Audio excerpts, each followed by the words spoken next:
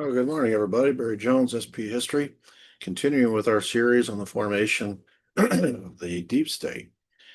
In Chapter 14, we discussed the incorporation of the U.S. government vis-a-vis the insertion of private sector power elites into the public sector to help with the war effort during World War I.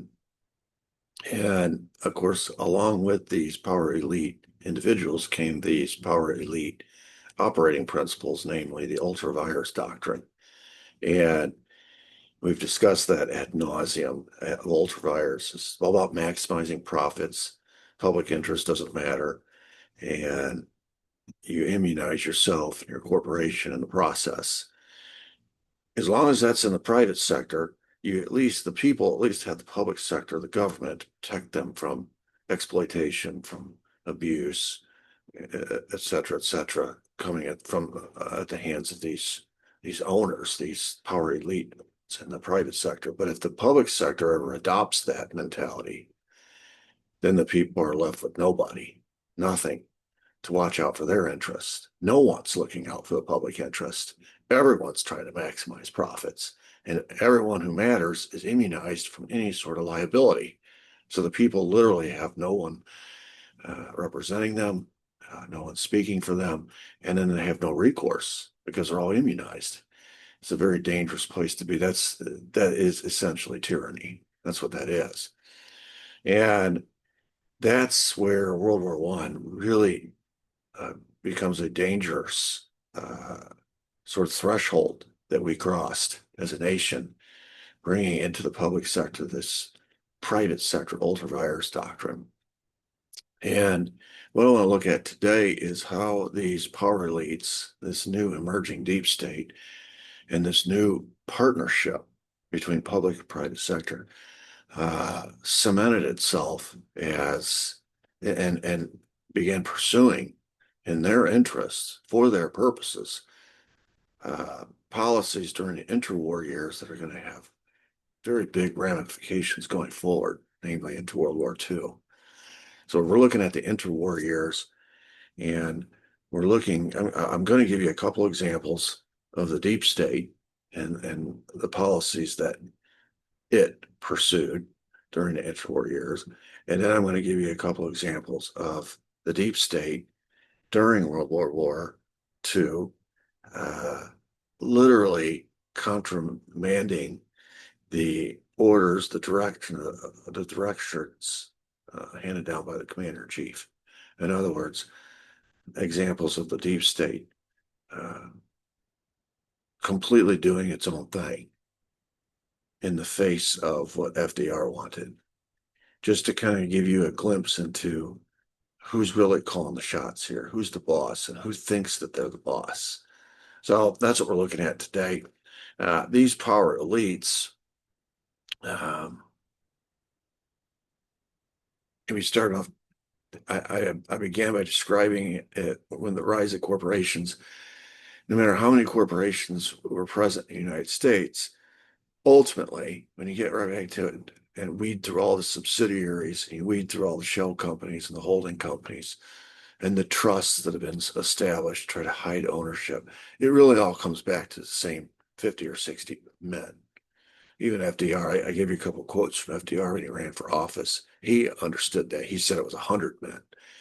Whether it's 100 or 50 or 60, it's a distinct minority of the population that run all these corporations, and by virtue of that, literally run the U.S. economy. And by virtue of having all the money, making all the campaign contributions, they basically run the U.S. government. And then as time went on, we saw that they even got their people into the halls of power. First, as sort of World War I unofficial advisors or actors that are recruited to come in and help with the war effort, with the understanding that after the war they would return to the private sector. We talked about George Creel, we talked about Bernard Baruch, we talked about Herbert Hoover. But then, upon the conclusion of the war, they got their own people elected president 3 consecutive times. So you've seen this power elite morphed from a private sector outside the Beltway, looking in kind of power source to now inside the Beltway deep state that literally has its hands on all the levers of power. And it's the same minority group, it's a small group of people. And they're very exclusive. They send all their kids. First of all, they all attended the same schools, so they all know each other. Uh, and this is why I said, Bernard Baruch being one of them running the U.S. economy during World War I was extremely convenient. Here's one of them. They all know him. They're on a first name basis. They can pick up the phone and call him anytime they want. And that's why all their companies did so well. We spent yesterday's episode talking about the fantastic profits that were made during World War I by these companies. So they all attended the same schools, uh, all the way up, from prep school all the way to Ivy League colleges, etc. And they all marry within. We talked about the dynasties that were established. Family A would marry, oldest son would marry family B, oldest daughter, and family A, might be the DuPont family, and family B might be the Rockefeller family. Now you've got a merger between these two dynasties. And the families get bigger and stronger, their corporations get bigger and stronger. And of course, they trade off board seats with each other. And they all sit on the same foundations. They all sit on the same boards. They're all in the same councils, just the Council of Foreign Relations. So what you have, as illustrated by this image here, is Washington, D.C., with seemingly deep roots, but they're all connected. It's like a tree that has no forks in it. When I first moved to Tennessee, I found out about that concept. Uh, I thought it was a stereotype, but where we moved, it wasn't a stereotype. It was actually a real thing. And you go down this road, I just give you a quick example. There was a road near the high school where I taught, and the road was named after the great grandfather. And I happened to go down that road one time to take one of my basketball players home. And it was like a little community back there, all kind of sequestered off by itself. And but the mailboxes all had the same last names. And I came back to the school and just happened to mention it to my boss. And he took me aside. He said, "Let me explain that family to you." And he told me about great grandfather and how he had a wife and had some kids and ended up those kids, he ended up having like two wives, and he put one lived with him and one lived across the street in a house that he built for her. Had kids by both, and then all those kids started marrying one another. And every time a new couple would emerge from the clan, they'd build a new house on the same road. And he says, the one that you took home is the third generation removed, the original great grandfather, or fourth generation removed, whichever. And uh,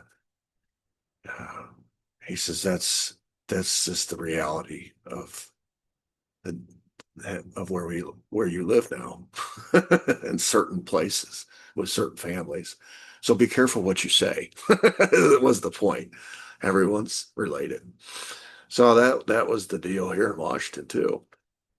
And one of the actors of the this emerging deep state, this partnership between private and public sector, was an investment bank. It was Brothers Harriman. We're going to talk about an investment bank and a law firm.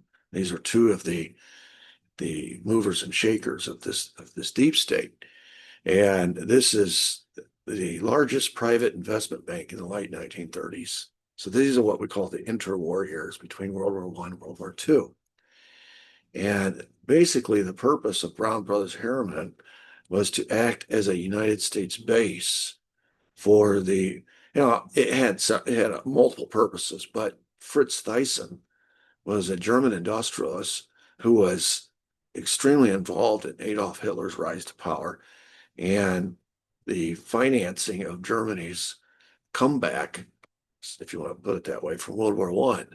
And Fritz Thyssen was looking for a United States banking firm from whom he could get U.S. development dollars, right? Investment dollars dedicated to the rebuilding of Germany. Now, Thyssen earned the largest steel and coal company in Germany at the time. We've already learned how massive those industries are here in America, for example, during World War I, the profits that both steel and coal made. So this is a big industry. These are big industries in Germany. He's the big owner of these industries. And it was him who got rich during Hitler's rearmament. He got all of the contracts from the German government to supply the steel and the coal that were necessary in the rebuilding of Germany. And of course, these investment dollars that Germany was getting were coming from Germany itself was broke. So somewhere Germany was getting all this money to invest in itself and to pay Thyssen these big contracts. It was coming from the United States. And it was all being filtered through. A lot of it was being filtered through this private investment bank. It wasn't all public money. A lot of it was private money from these corporate elites here in America who saw Germany as a place on the rise. And they're always looking for a place to invest their money and make more money. It's all about profits, right? And they saw Germany as a place to do that. And Thyssen, his relationship with Brothers Harriman helped grease the skids for U.S. investment dollars, whether public or private, to flow into Germany and ultimately into his own pockets. And it's interesting, some of the people that were involved in Brothers Harriman. One of these people was Prescott Bush. He was the director of the Union Banking Corporation, the UBC, and he represented Thyssen's U.S. interests before and during the war. So even while we were fighting Germany in World War II, Prescott Bush and the Union Banking Company, the corporation, were representing the guy who was mostly responsible for Hitler being in power and for Germany's rearmament, for example, where they broke the Treaty of Versailles, the rebuilding of the military, the rebuilding of the country itself. He is the guy he's the power behind Adolf Hitler. He's the power behind the throne. And of course, he later became the founder of a political dynasty here in America. Prescott Bush did, with two of his progeny later becoming presidents. So Prescott Bush started off as one of these deep staters. He got into politics, and of course his son and his grandson rose to the highest level of politics in America. But he started off as the director of the New York-based Union Banking Corporation in conjunction with or working with Fritz Thyssen to help rebuild Germany after World War I, to help Hitler finance his rise to power. That's how Prescott Bush got his start. That's how Brothers Harriman rose to prominence, was their involvement in among these big corporatists who have all this money to invest.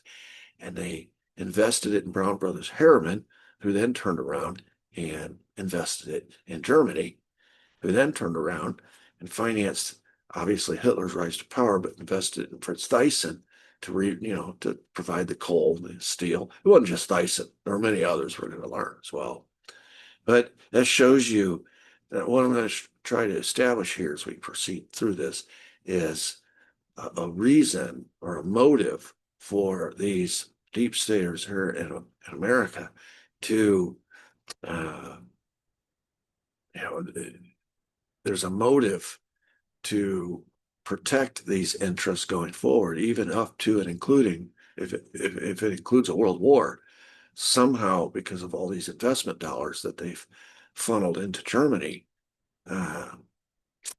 backing this new government by Adolf Hitler, there's going to be a hesitancy, naturally, to want to go to war with that same country. All your investments will go up in smoke. And there's going to be a hesitancy to want to deal with Adolf Hitler, even though the world is learning what he's about. And here you see that partnership, the mixing of private public sector. It's all about maximizing profits. It's not about public interest. And it's not about what's right or wrong, moral or immoral.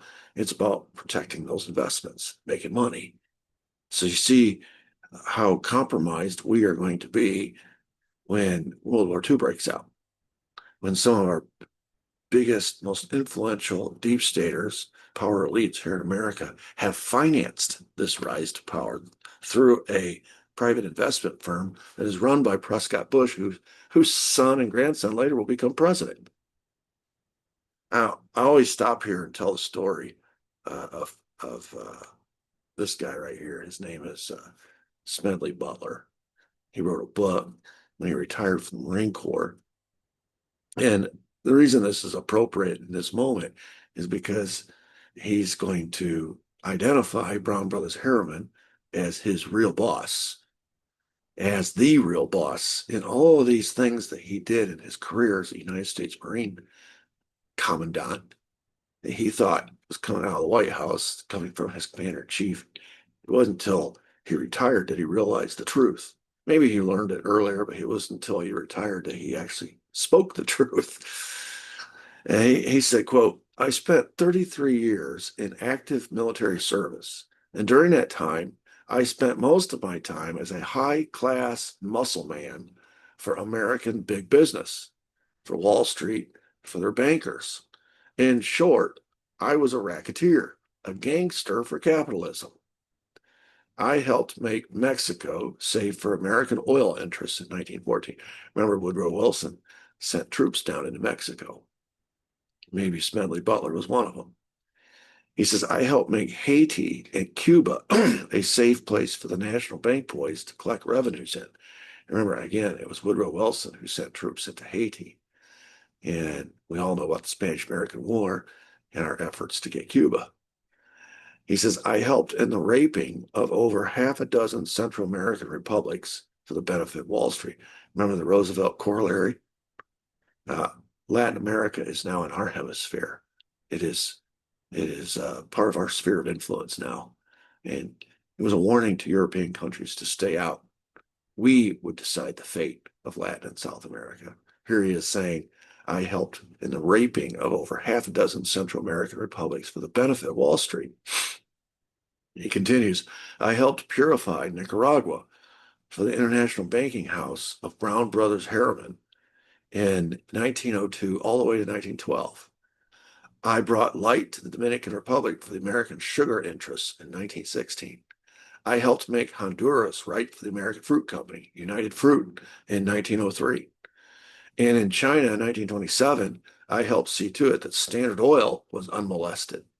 Looking back on it, I might have given Al Capone a few hints. The best he could do was operate his racket in 3 districts. I operated on 3 continents. I was just a paid gun thug for Brothers Harriman. This is that private investment firm I was talking about that was the clearinghouse for all private, virtually all the private investment money that was now, he's talking about its past, its history. And now looking forward, we're looking at what it's doing in the interwar years in Germany. It's got a template to follow.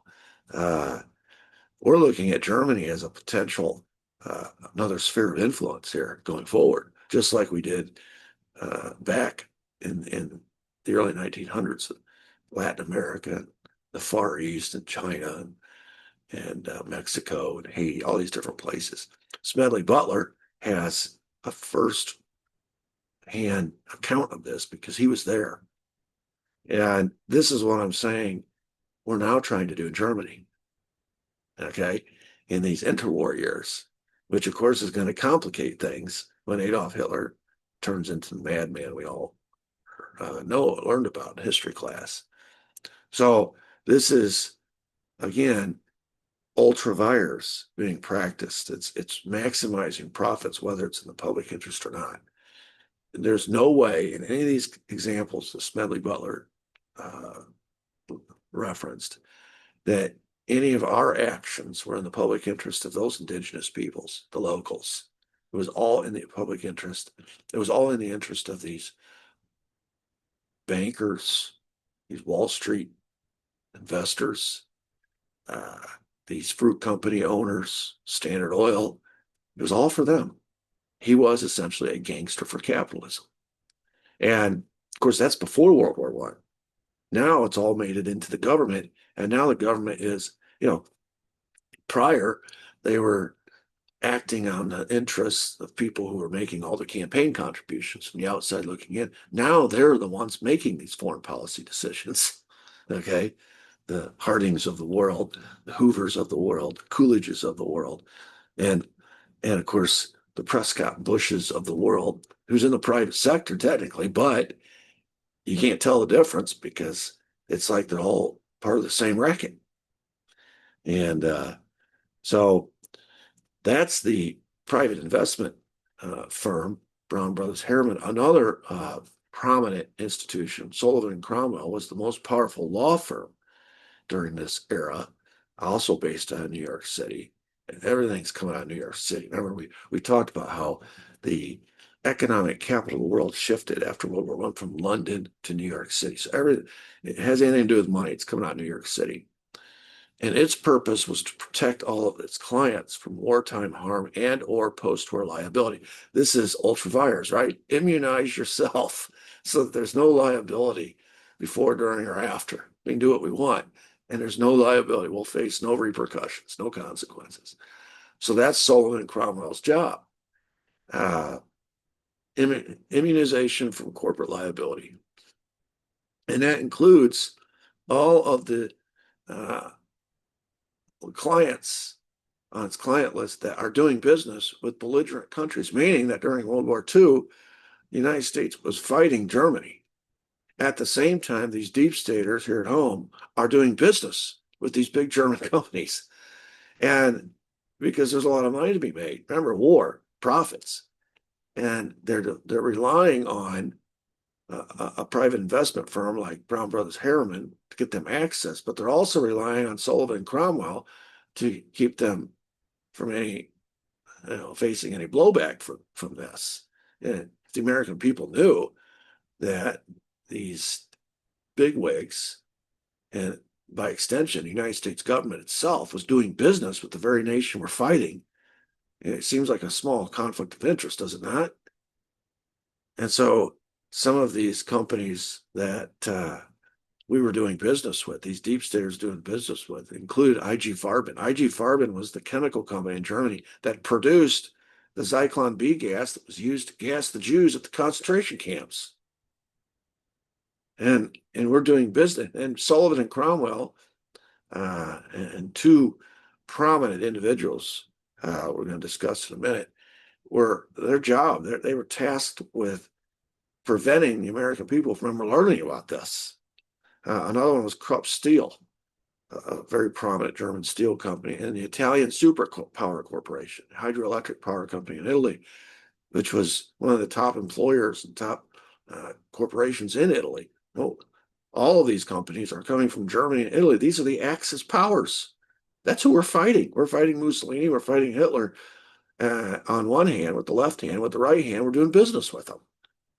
And Sullivan and Cromwell is hiding that, protecting, providing immunization for their companies, their clients.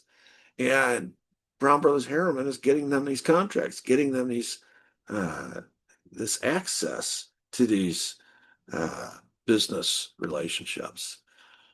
So who are these two prominent individuals in Sullivan and Cromwell, these power brokers? They're the Dulles brothers.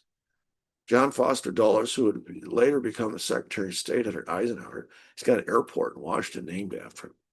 And then his brother, Allen Dulles, who later, he acts during the wars. He works with the OSS, the precursor to the CIA, and he later becomes the first CIA director under Eisenhower. So immediately, in my mind, I'm looking at Eisenhower differently than I ever used to with this now, knowing that he is bringing into his government these people that were responsible during World War II for hiding the relationship. This is at the very least. Okay, we're going to find out they did a lot more than that, but at the very least, they've been hiding relationships between these U.S. power brokers, these power elites, this deep state, the relationships, the business they were doing, the profiteering that was going on during World War II, doing business with our enemy. And these two brothers made it possible. They funneled massive U.S. investments to these companies. And these are mostly private investments. And then the profits, they were used to pay World War I reparations to England and France, from which war debts could then be repaid to the United States. This is the Dawes Plan. I mentioned this earlier in a previous episode. The Dawes Plan was a plan put together by the United States bankers and politicians to help Germany pay its reparation debt to England and France, which would then help England and France pay their war debt back to the United States. And so these profits that these companies are making through this relationship with these German industries, they're making them fantastic profits, which are of course being invested. They're making profits off the investment. That's the money that was banked, used as a sort of like a private off the grid bank, so to speak, to send over to Germany under this Dawes Plan to pay its reparation debt. So essentially, what we did is we did business with these Germans. We rebuilt them, refinanced their rearmament, their climb out of the gutter back into one of the powerful nations in Europe. We financed all that. We made a ton of money off of this relationship between our companies and Germany. And then we turned around and used that money to make more money, because we sent it over to Germany through the Dawes Plan, charging interest to pay the reparation. They sent it to England to pay the war debt, and England sent it back to us plus the interest. So now our money's making money, and it all started with this relationship that the Dulles brothers helped hide from the American people all this time, that while we were at war with Germany, we were also making a bunch of money off of Germany, off the war, profiteering off the war. In other words, this industry war is making these deep staters a ton of money. And now it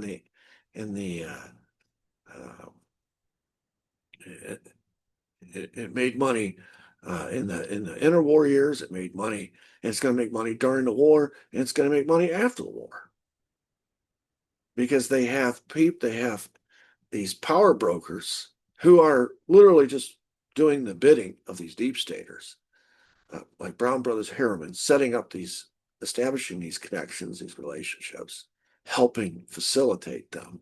And then you got the Sullivan and Cromwell lawyers who were hiding it, immunizing them from ever facing any kind of repercussion for doing business with the enemy. Aiding and abetting, it's one of the definitions of treason, aiding and abetting the enemy. There's no question that these deep staters, after World War I, aided and abetted Germany in the breaking of the Treaty of Versailles. Rearmament, for example, forbidden. We made it possible. Aiding and abetting the enemy during the war. Imagine if, during the war, all this business had ceased, what that would have done to the German economy, which would have impacted, of course, the war effort. But the continuation of this relationship and doing all this business during the war literally aided and abetted our enemy. I was thinking about this the other day when Trump went over to Europe, made a big point. He says, "Y'all want me to put sanctions on you on Russia for the Ukraine war." He says, "Okay, I'll do that. But you stop buying oil from Russia. When you stop buying oil from Russia, I'll put sanctions on Russia." They've been literally aiding and abetting Russia. Russia really only has a few revenue streams. One of the biggest ones is natural gas and oil. And it turns out these European countries are buying natural gas and oil from the very country that they're opposing in the Ukraine war. And of course, they know that they're speaking with forked tongue. And Trump knows it, but most people don't know it. And Trump let the cat out of the bag. And so, that's treason. It's not unique. It's not novel. It happens all the time because it's all about money. You find out when you study these wars long enough, you realize they don't really even care who wins or loses. I mean, even if you're on the losing side, it's going to be a negotiated settlement some way. That these folks are going to take care of themselves. What it's about is making money during the process, during the lead up, during the mobilization, during the war itself, and then afterward rebuilding them. Who do you think is going to get the contracts to do all the rebuilding?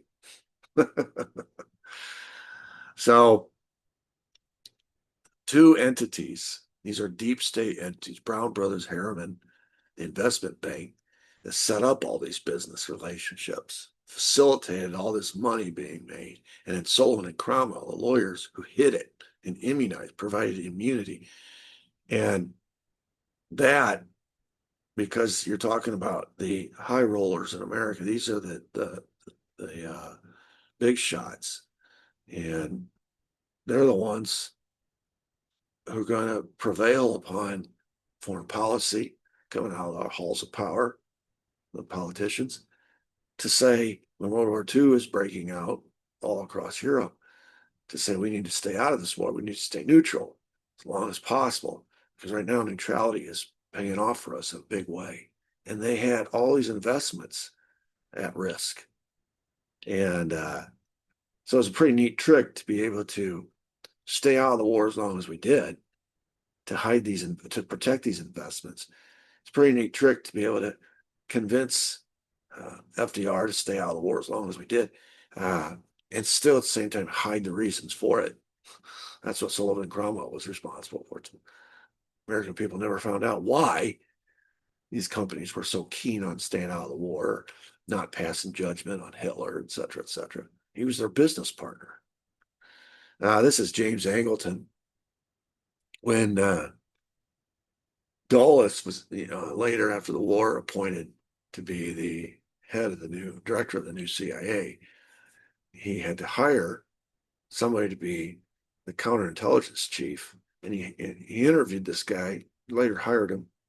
And during the interview process, according to Angleton, Dulles told him, quote, "The single condition to hiring you would be your agreeing not to polygraph either myself or any of the 60 men I worked with to help fund Germany between World War I and World War II. This is where we get that number, 50 to 60 men running everything. These 50 or 60 men rose to prominence after the Civil War, running everything here at home, the United States. But now these same 50 or 60 men are running the world.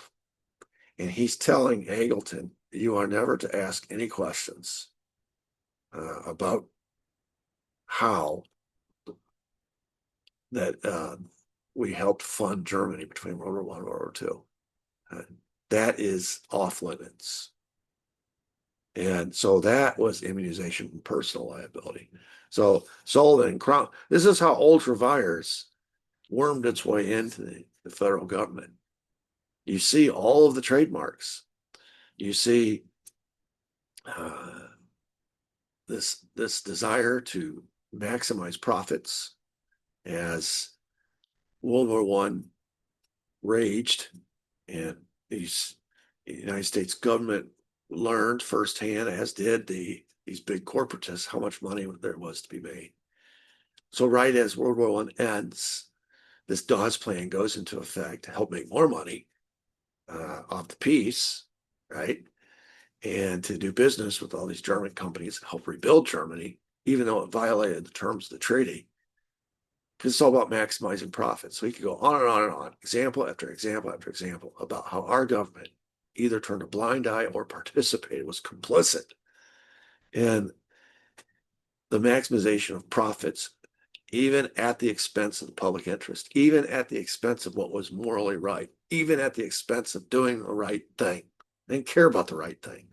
And then when it became apparent that they might face some scrutiny over these actions later, they hired law firms like Sullivan Cromwell to immunize them corporately. And then the CIA, in the hiring process as it was being created, Dulles tells Angleton, you're never to polygraph either myself or any of the other 60 men I worked with to help fund Germany between World War I and World War II. And of course, CIA is the government. So this is now the government dictating immunity for everyone working in the government that helped Germany become the Nazi Germany we came to understand. Personal immunity. They've already got corporate immunity provided by Sullivan and Cromwell. This is Ultra Vires. That's what it is. I wanted to give you some examples too of the what happened as the war proceeded with these deep staters.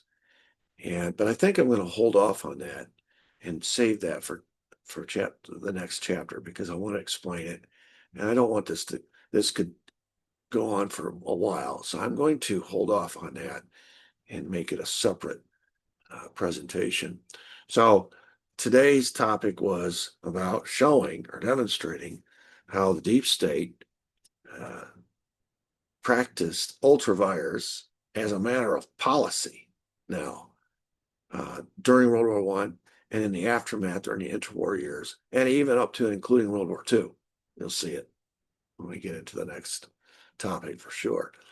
And they maximized profits with bad actors, hid that from the American people, immunized their corporations from any sort of political, any sort of scrutiny, any sort of blowback, and then afterwards immunized themselves personally so that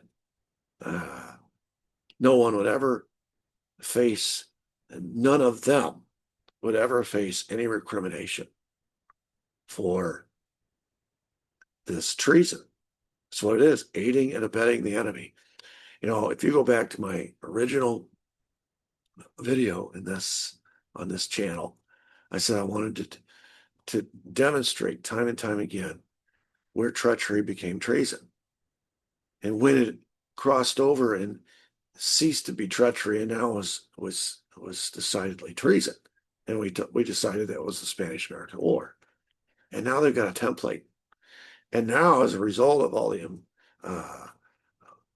the successes that they've had, which have been very, very, very numerous, they now have a new industry, which is war, from which to make even more profits. And so that's going to require more treason. And we talked about how we got into World War I. Now we're finding out behind the scenes that the folks responsible for leading the war effort here in America and would be responsible for leading the war effort in World War II, and indeed even the Cold War going forward, are these deep staters who are literally aiding and abetting enemies so that we can have a permanent boogeyman, a permanent war footing, so they can have a permanent revenue stream. It's treason.